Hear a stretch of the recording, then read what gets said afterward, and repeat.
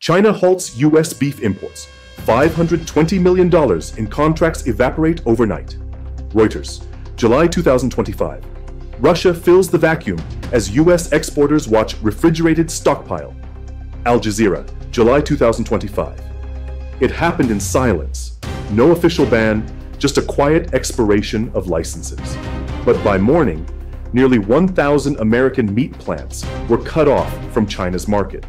Slaughterhouses in Texas sat idle. Frozen beef stacked up in Nebraska, cold storage. Contracts worth $500 million vanished in a flash, while Moscow toasted its biggest export surge in years. Washington called it a food safety issue. Beijing denied retaliation. But everyone watching knew this wasn't about cattle, it was about power. What happens when your most reliable customer turns your biggest rival into their next supplier? For years, beef wasn't just a commodity. It was a symbol of U.S. agricultural dominance. China, the world's largest consumer market, had become America's second largest buyer of beef by 2024. The trade was simple. American ranchers raised, slaughtered, and shipped.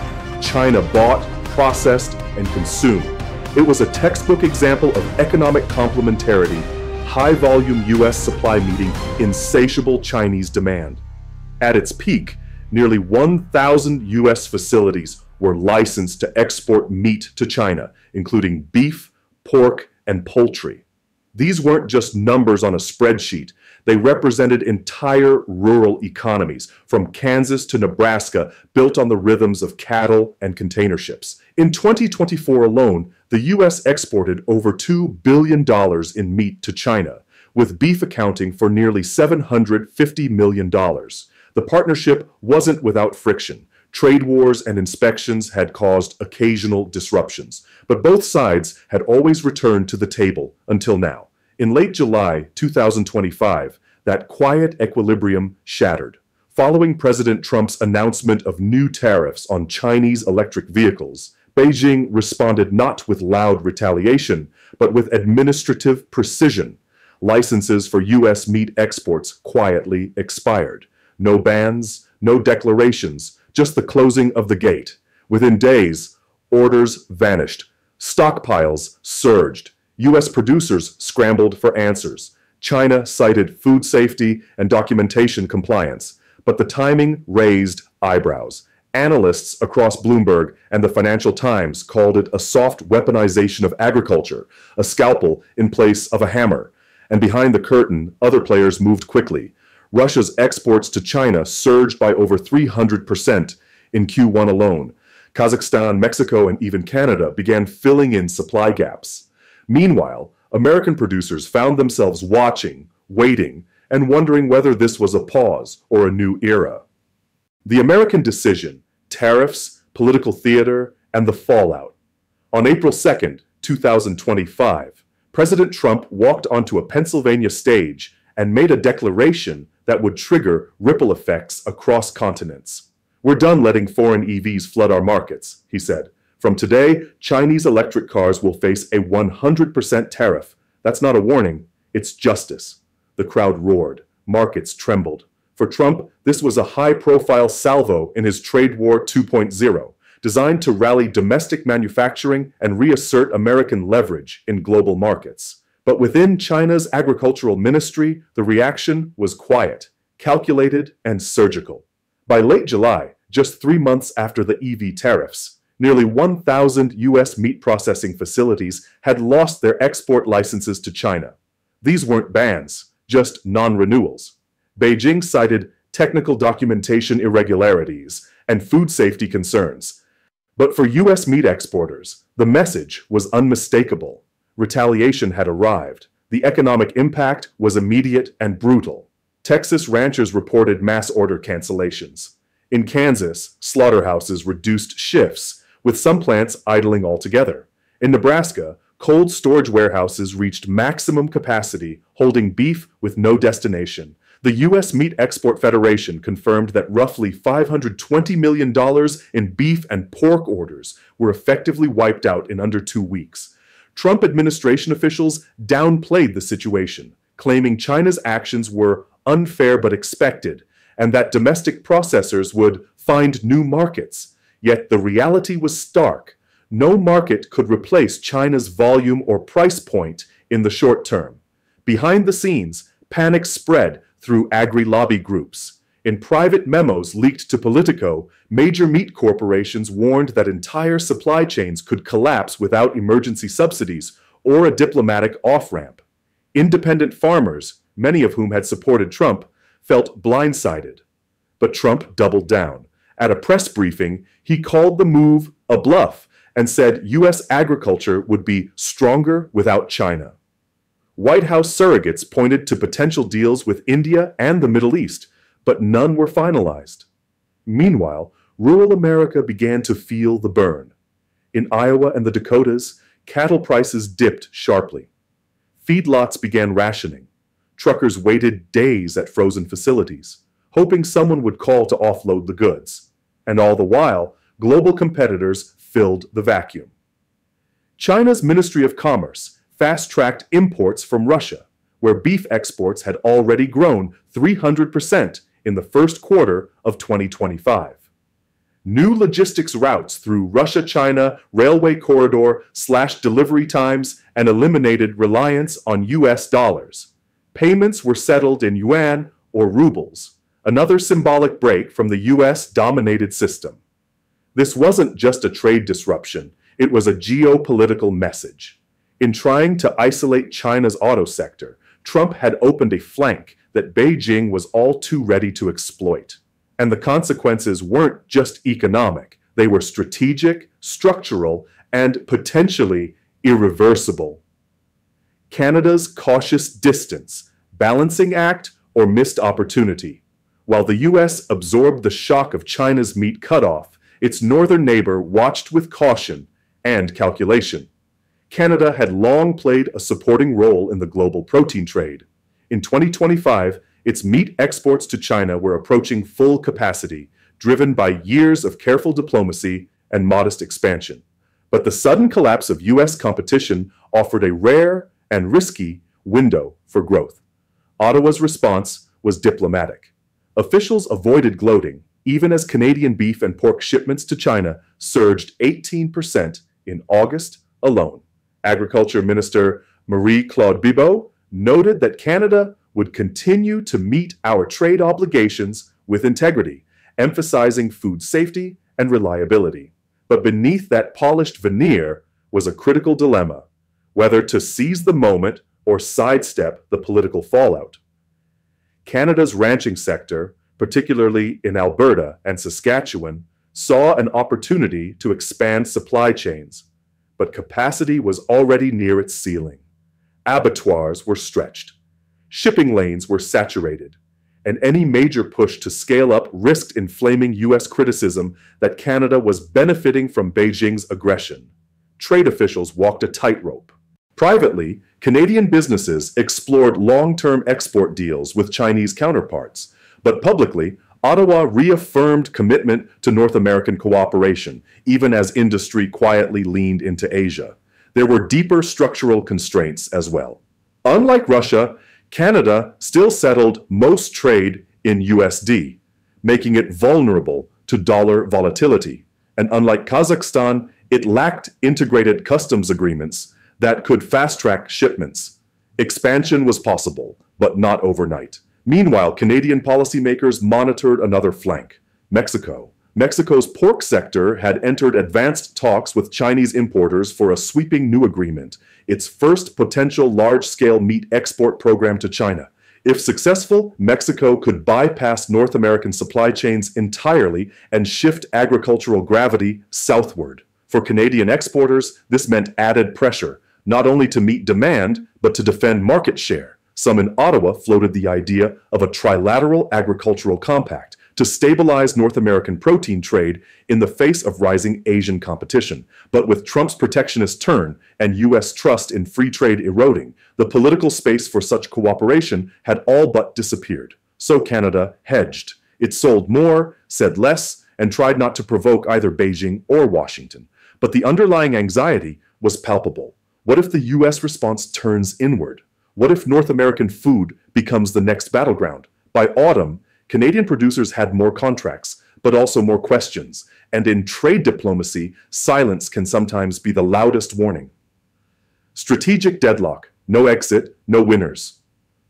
By October 2025, the meat war had calcified into a stalemate.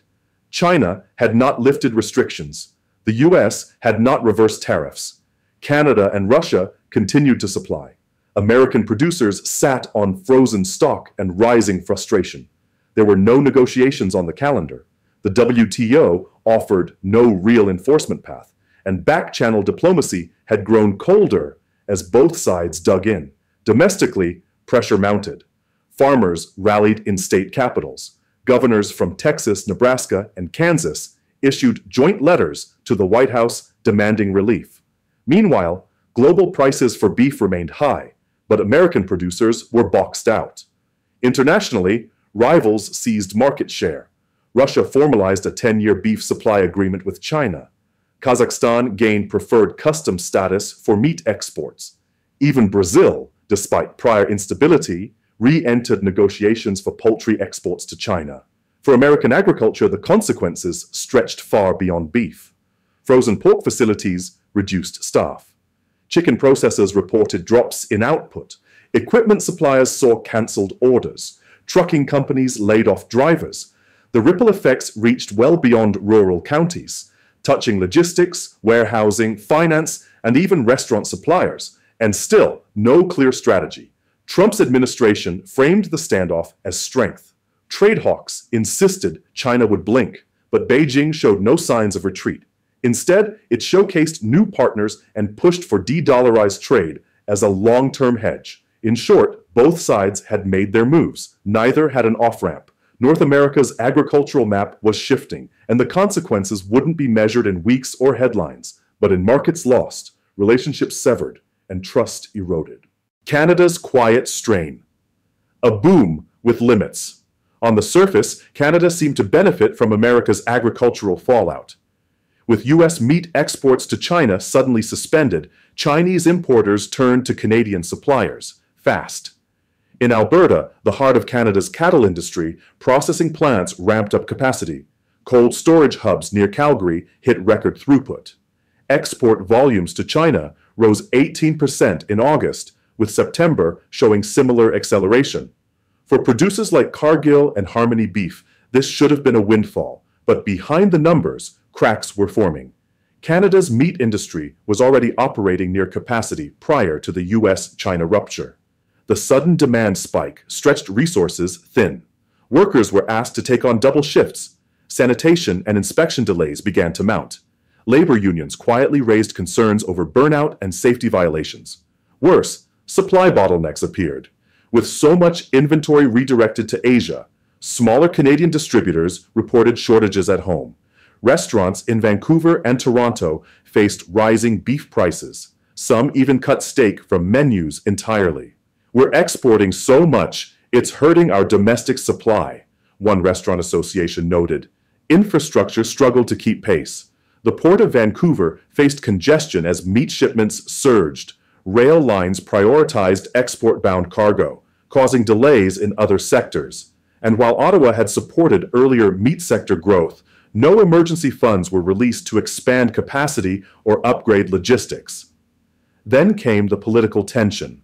Washington took notice. U.S. agricultural lobbies accused Canada of stepping into a crisis they helped create.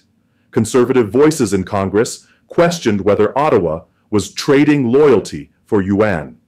Caught in the geopolitical spotlight, Canada walked a fine line, seizing market share while avoiding the perception of betrayal. By October, Canadian exporters found themselves facing a dilemma: continue scaling up and risk political backlash from their largest economic partner, or slow down and forfeit hard-won contracts. There was no easy answer, and in trade, hesitation can be as costly as overreach. The American blowback collapsed beneath the surface.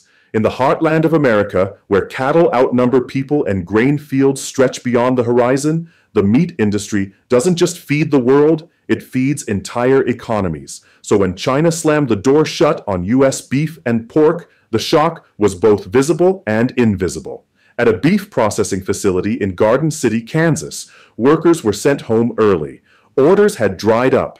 Refrigerated trucks idled for days. One logistic firm reported 1,500 tons of meat sitting in limbo with no buyers, no port slots, and nowhere to go. Feedlots across Nebraska and Texas began downsizing. As prices dropped, ranchers were forced to sell at a loss or hold inventory they couldn't move. Some turned to domestic grocers, but U.S. supermarkets had limited capacity and were already price sensitive.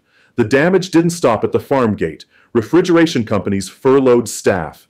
Packaging suppliers saw order volumes collapse. Independent truckers, many operating on slim margins, had routes canceled with little notice. Insurance costs on idle inventory soared. Banks began reassessing loans extended to rural processors and exporters. And downstream, restaurants and distributors braced for a double hit: supply shocks and higher domestic competition for meat that no longer had a global outlet. Even politics wasn't spared.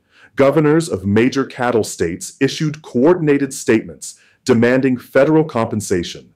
In Washington, bipartisan coalitions pushed emergency funding bills to prop up the sector.